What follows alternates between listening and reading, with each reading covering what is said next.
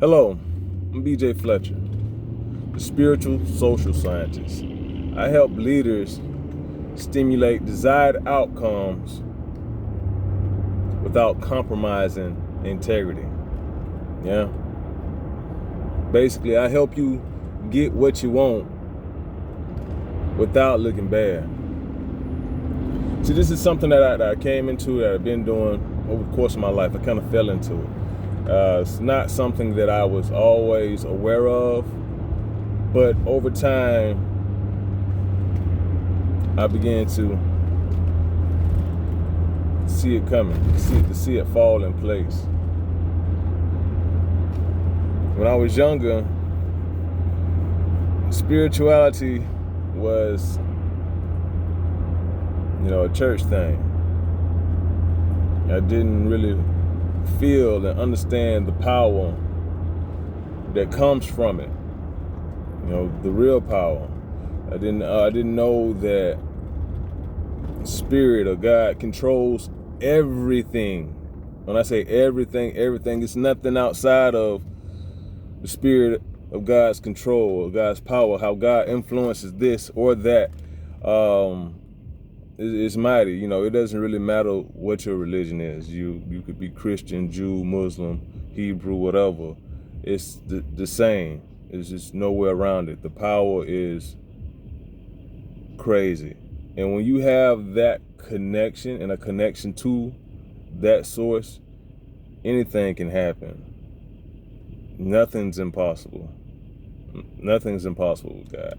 And that's the beautiful thing. So as I grew up, I've started to study it. I went to different schools and studied under different mentors, and it's a beautiful thing. Now I'm a scientist with it, and I'm offering it to others to kind of help people, get closer. Not only get closer, but be able to have that in their lives. It's a lot of people out here suffering, and I, for one, was one at one time. I start off with my story. I was born into adversity. I kind of thrived on oppression and opposition. You're one of those that you would call a rebel. It's a rebel because sometimes when you are in those situations, that's what you like. So when I was born, my mama was 19. They told her she wasn't going to be able to have children.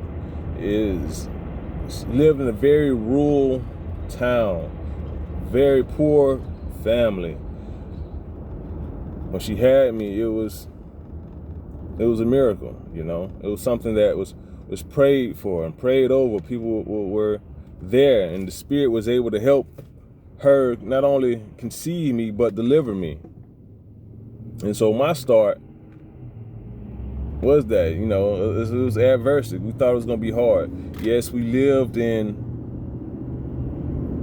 a very humble beginnings. It was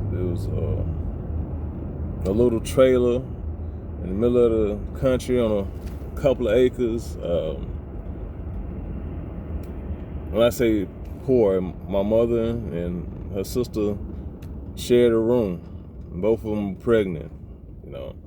I didn't really have a crib. They used to have to lay me out into the dresser drawer on the bottom dresser drawer on the floor next to the bed. So when I say I was born in adversity, I'm talking about it was some adverse situation, because sometimes our minds can let the lack of money be an adversity. We feel like, it's an adverse situation because we can't have what we need to have, or resources are not at our disposal. And we just look at it in opposition, that we can't get what we need to get because of the adverse situation. It's something that we have to overcome. But I can tell you that sometimes You got to learn how to get over and let the spirit move. Spirit move. My grandmother and grandfather and just all my family were very, very faithful people of faith. Yeah, you know, you got to sometimes believe in God and know that the spirit is going to move in your life no matter what may be the current consequences, you know, the current circumstances of what's going on. You got to believe no matter what. And then not only just believe, you got to believe without a doubt. See, we started in those humble beginnings, you know, like I say, born in adversity, you know what I'm saying, thriving in opposition. And those situations to where it was almost comforting to be in chaos. Sometimes, you know, when you come from those situations, you kind of used to being in those situations where you find comfort in chaos. You kind of used to not having. And so you can make do without having. And then when situations come different, you kind of feel weird for a minute. I know a lot, they talk about a lot of people, you know, with this whole thermostat story, where if your thermostat is set to a certain temperature, when you go away from that, you kind of come back to your comfort zone. And some of us are finding comfort in chaos. And when you find comfort in chaos, 9 times out of 10, you're going to come back to that. And so you kind of gradually have to come out those situations. You know, when you're used to adversity, for some reason, you always make it an adverse situation in your life. And as leaders, we have to come out of that mindset. So as I help leaders, you know, as I help leaders to stimulate these desired incomes or outcomes, and, you know, influence key personnel and clientele and audiences to get a desired result, the first thing that has to happen is they got to be able to change their mind. You got to be able to renew your mind to get to that point to where you are using the spirit. You're operating in the spiritual and not the physical, because this is where it all happens. And I tell you that sometimes you think that you know you can do this and you can do that, but if you operate in the spirit can let people move.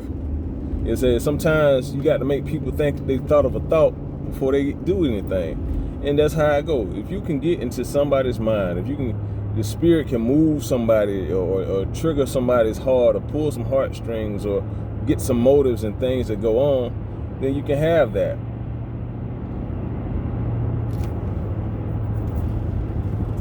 But you got to change your attitude. And attitude is what makes the difference. And feeling that confidence is what can get you to the top.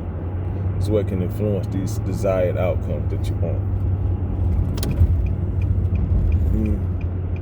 And when you pray for something, you got to pray without a doubt. That's what they say. But that's all really just having confidence. When you ask for something that don't seem like that it's not there, you got to have confidence that it's going to happen. And confidence ain't nothing but a feeling. Something that you feel. It's not real. Well, you know, it's very real. It's not tangible. It ain't nothing you can touch. It's something that's spiritual. You know, those invisible things.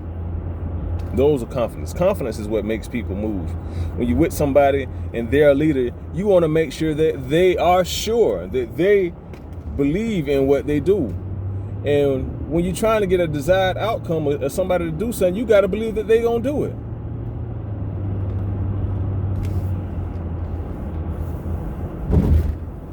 and your belief and your faith, they run hand in hand.